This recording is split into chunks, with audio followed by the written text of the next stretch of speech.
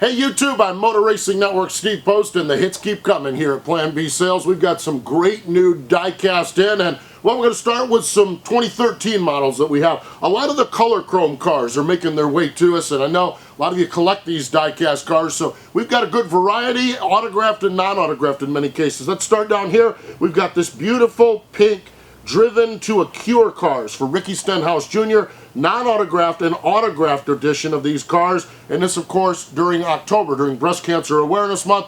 Also for Ricky Stenhouse Jr., the color chrome Ford EcoBoost Ford from Roush Fenway Racing. So a trio of Ricky Stenhouse Jr. cars and a trio of Greg Biffle cars as well. The 3M color chrome pink car, autographed, non-autographed, and the standard 3M color chrome car, the car that Greg Biffle drove to victory up at Michigan. This is not the win car, this is just the color chrome diecast of the car that he scored the win with, and this is the Gives Kids a Smile special paint scheme that Greg Biffle had earlier this year. So a trio of Greg Biffle cars as well. We've got Tony Stewart's Bass Pro Shop Ducks Unlimited color chrome car and Tony Stewart's Code 3 Associates color chrome car from 2013, as well as the Starts With Us Go Daddy car that Danica Patrick raced in 2013 as well. So a lot of these beautiful color chrome cars are now in stock at Plan B Sales. Next up, we have a Nationwide Series car of Regan Smith. This is an autographed edition. It was the Nationwide Children's Benefit car that he raced last season, autographed by Regan Smith and Junior Motorsports, another one of the great cars that they raced out of that stable last season. Now, we move on to the 2014 cars, and let's start at Richard Childress Racing on the Nationwide side. The Sure Lodge car of Brian Scott in stock, the Chevy Camaros, and how about this South Point Hotel and Casino machine that Brendan Gaughan will be wheeling this season. A beauty for Richard Childress Racing. Love the Chevrolet Camaros that they race on the NASCAR Nationwide side. The new Drive to End Hunger paint scheme for Jeff Gordon from Hendrick Motorsports is available now in 1/24 scale.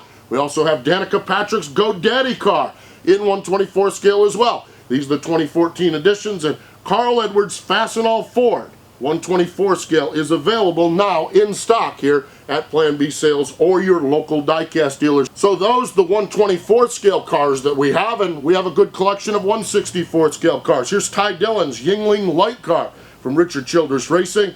Love the Outback colors for Kevin Harvick from Stewart Haas with the number 4 car. Marcus Ambrose, the DeWalt paint scheme for Richard Petty Motorsports. And here's the Drive to End Hunger car for Jeff Gordon. We talked about it in 1/24 scale. Here's the 1/64th edition. The Exalta paint scheme for Jeff Gordon with O'Reilly Auto Parts as an associate on the car. Matt Kenseth's pink Dollar General Toyota from Joe Gibbs Racing. And finally, we have a Nationwide Children's car of Regan Smith. Same as the 1/24 scale, we have it in 1/64 scale as well. So we have a bunch of beauties here, 1/64th and 1/24 scale car. Now, the last time here on YouTube, we pleaded with you to come up with some questions for the post show. We've taken a few weeks off from answering questions.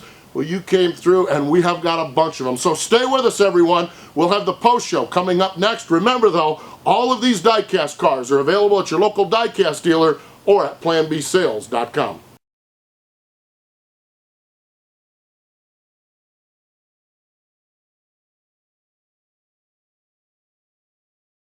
Hey everyone, now it's time for our favorite part of the broadcast. This is the post show with all the questions, and you can ask your questions right down below here on the YouTube, and we'll get to them in a future episode. Fluffy Bunny 8806, love the name by the way. Not a question, but in future episodes, can we meet some of the Plan B Sales folks, such as Brent, and maybe tour the warehouse? Well, first off, Brent has a face that does not translate well to video, so I'm not sure that's a possibility. And we'll get some pictures of the warehouse up a little bit later on for you. But Tracy, who does have a face we love to share on video, is here with us.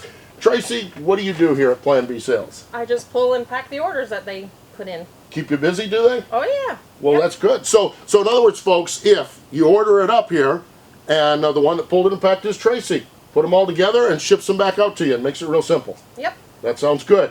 Tracy, we appreciate it. There you go. Tracy, I told you she's got a pretty face, doesn't she? Tracy, now you got to go pull and pack. Yeah, I got to get busy. Got to get busy. So Tracy's going to get busy, and we'll answer some more questions here on the post show. Well, all right, now that we've got Tracy back to pulling and packing your orders, we can answer some more questions here on the post show. 10910 Roma writes in, what diecast are you looking forward to the most?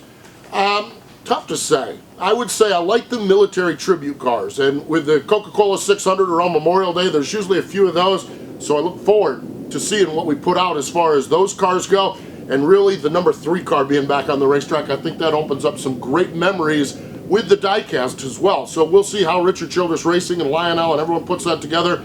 But I think those are 2 things that I kind of will keep an eye on as we go to the season. But boy, you know, something every once in a while just drops in on us that kind of blows our minds just as we see them on the racetrack when they drop in on the diecast as well. Jay Logano 20 writes in and says, what's your favorite 2014 paint scheme so far? We had this on the show a time or 2 ago, and just the crisp, clean Budweiser paint scheme from Kevin Harvick and from Stewart Haas Racing. Just the red and the white, very crisp. You knew what it was. It was just done well, and I just thought that was a good looking diecast car so far. You know, there's a lot of good ones out, but that one right there just jumped out at me. It's just very, very sharp, and I really like the looks of it. So those are a few of the diecast questions that we have along the way, and we love talking about diecast cars and what's new and what's coming in and what we anticipate going down the road. Now some questions that we have about the season of racing. Angel Navarro writes in and says, which rookies are you looking for in the Daytona 500?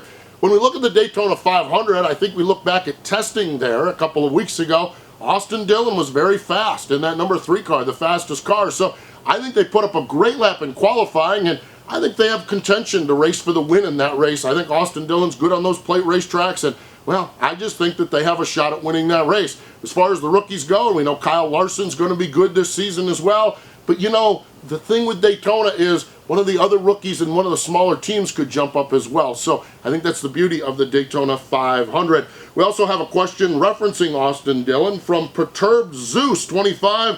What do you think if Austin Dillon goes to Victory Lane? I think he could go to Victory Lane this season, and I kind of like the plate tracks just because of the nature of that racing. Not to say he's going to struggle at other racetracks, but it's an awful big jump, as we've seen from guys like Ricky Stenhouse Jr. from nationwide success to Cup Series success. So I think maybe if we look at it, maybe we look at some of the plate races for Austin Dillon going to Victory Lane. JDT8388 writes in and says, which rookie will have a better season?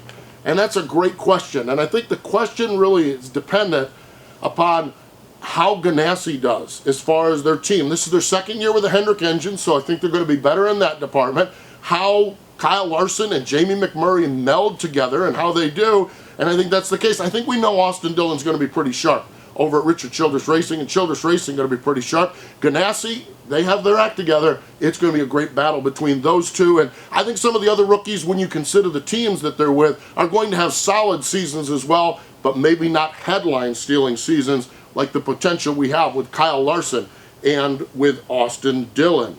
Now, back to the Daytona 500. NRC JF88 writes in, who do you think has the best chance of winning the Daytona 500? Boy, I don't know. That's a great question, but the Daytona 500 is such a wild card race. I like a good story, okay? So if I like a good story, and there's a guy that runs well at Daytona, how about Tony Stewart? Wouldn't that be sweet if Tony Stewart, coming back from the injury last season, wins the Daytona 500? There's my story, although Daytona is a wild card race. South Dakota Bronny writes in and says, how do you think Stewart Haas Racing will do in 2014? It's a great question, and I just said I think Tony Stewart is, if I had to pick for the Daytona 500, interesting to see how this team does, how they meld together, how they mesh together. The talent is certainly there. The funding is certainly there. The technical sport is certainly there with their alliance with Hendrick Motorsports and all the smart people they have at Stewart Haas Racing. So everything lines up well, and they're coming off what was an off season for them. So I think they have a pretty good year, but it is going to be fascinating to watch how this team does racing throughout the season. Tommy Meehan writes in, Steve, who do you think is going to win the 3 championships? Sprint Cup Series, Nationwide, Camping World, and also who do you pick for the Rookie of the Year in the 3 series? Okay, Tommy, as far as the Cup Championship, I don't know. I'm thinking maybe it's a Matt Kenseth kind of year. He's just so strong. 2nd year with Joe Gibbs Racing. I'm thinking maybe Matt Kenseth in that. Nationwide Series, and I mentioned this before with the Daytona 500. I love a good story. Wouldn't it be neat if Elliott Sadler won the championship for the Nationwide Series? So I think Elliott Sadler is maybe my pick. Sentimental, I think he's going to have a good year, and we'll see who steps up, but he's been in contention the last few years. I like the Elliott Sadler pick for the Nationwide Series. Truck Series is very wide open right now, but I think we look at it, maybe look at Ryan Blaney for for the Truck Series with Brad Keselowski. Man, that cat's got some talent. Gets it honestly, his family, a racing family. So I like Ryan Blaney maybe in the Truck Series. As far as the rookies go, really tough to pick rookies in the Nationwide and the Truck Series. Truck Series particularly, not sure who's going to be around all season long, who's going to be running for those honors and where they're all at. Nationwide, I think you got to look at Ty Dillon. You know he's going to be around all year long, running the Yingling color, some races on that car. We talked about that diecast a little earlier, so maybe Ty Dillon. And on the Cup side, again, I think this goes back to how good is Ganassi. If Ganassi is strong, then I think we got a really good battle between Kyle Larson and Austin Dillon. So not really sure about that, although I would say maybe Dillon in the Cup side, but Kyle Larson can certainly score that win as well. Vogel Elliott writes in, what race are you looking forward to in the 2014 season? You know, this season is going to be fascinating because of all of the new changes in NASCAR, so I'm not sure.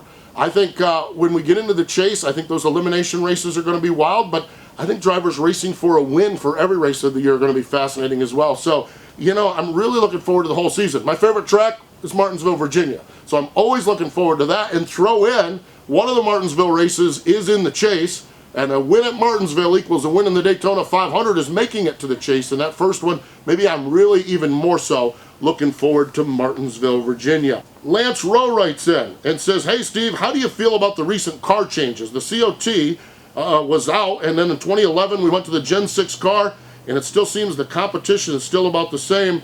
What's your take on trying to level the playing field? You know, we look at the intermediate tracks. I think we're good on the short tracks, I think we're good on the road courses, and I think we're good on the speedways. And when we look last year at the intermediate tracks, I think we were good on the old worn-out tracks. Remember that race at Auto Club Speedway? Wow, that was a spectacular race. I think right now where we're struggling is the smooth, recently paved track. Charlotte Motor Speedway, Michigan, Kansas, those racetracks that are recently paved. And I think NASCAR in December did that big test at Charlotte where they put everyone out in simulated race runs. I don't know the answer to the question, but I know they're working on it, trying to even things up. And I know in talking to some of the teams, they feel like the competition level is going to be a little bit more compelling on those intermediate tracks. So I certainly hope so on those intermediate tracks. I think beyond that, I think though it's been pretty good across the board with all of those racetracks. So I think that gets us through all of the racing questions that we have. And now some MRN questions. And folks, I love my job with MRN and love that we get a chance to chat with you here on YouTube with Plan B Sales. All NASCAR 23 writes, if you could go back in a time to interview one driver at one important NASCAR event, who and what would it be? Boy, I'll tell you what, I've been thinking about this for a couple of days since I saw the question on YouTube, and I'm just a huge Bobby Allison fan. Okay, so if we say, and I could talk to, and I've interviewed Bobby 100 times and love, and look forward to the 101st time. I just love Bobby Allison. I would love to have gotten him after the Daytona 500 where him and Cale Yarborough got into it overall from turn number 3. I just think that would have been a cool interview. So that would be my pick historically, but man, I'll tell you what, that's a tough one because so many great memories in NASCAR history. Juka Koa, boy, I butchered that one, didn't I? Writes in, what's your favorite race you have commentated on for MRN? I would dare say it might be, there was 2 actually last year that were pretty good. I loved Eldora. I'm a dirt track guy. I love going to Eldora and watching the trucks sling the clay around the dirt track up at Eldora. That was fun. That to me was a historic event that was really neat to be part of. But then I like when the action breaks out. And the ending of that Truck Series race up at Canadian Tire Motorsport Park, where everyone wanted to fight with everyone. Poor old Max Pappas got his face slapped by a girlfriend. I just positioned with that one with MRN. I was in the middle of all of it, and I just love when you get in the middle of the action. So I would say those are my favorites, but every time the mics go hot, I look forward to talking about NASCAR racing because I love it, and I appreciate that question. And finally, Race Day 2011 writes in, Steve, great job covering the 24 hours on MRN. We stayed up with the radio broadcast, and the coverage was great. What was it like experiencing the 24 hours, seeing Fittipaldi and Bourdais win it all? You know, the Rolex 24 was a bucket list item for me. It was one I always wanted to check off, and what a thrill it was. First time I've ever done it, a few weeks ago on MRN.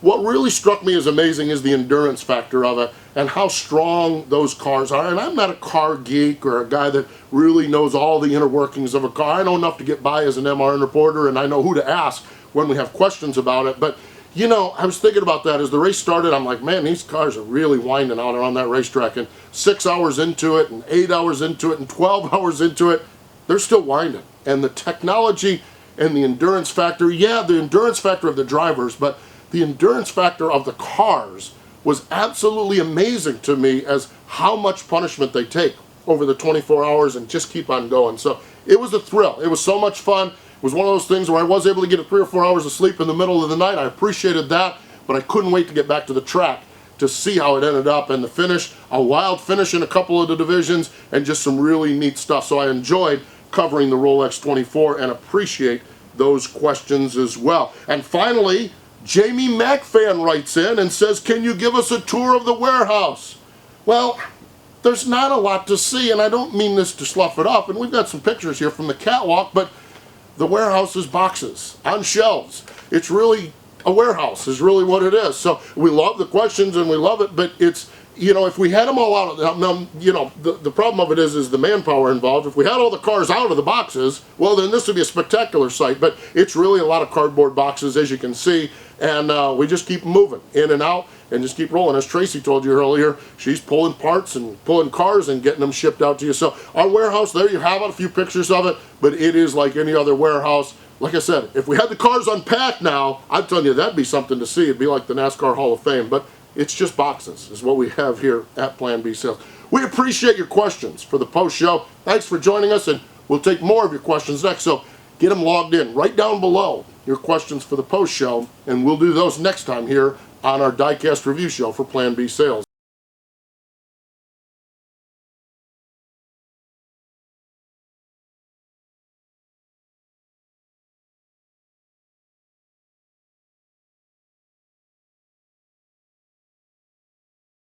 We love that you guys are getting involved with us here on YouTube. We have the comments below. Feel free to mention your comments here. Follow us on Twitter at Plan B Sales, and we'll keep you informed on what we have. And please get some back and forth conversation going, because we love talking racing and love talking with you race fans out there, and we appreciate the business you do give us.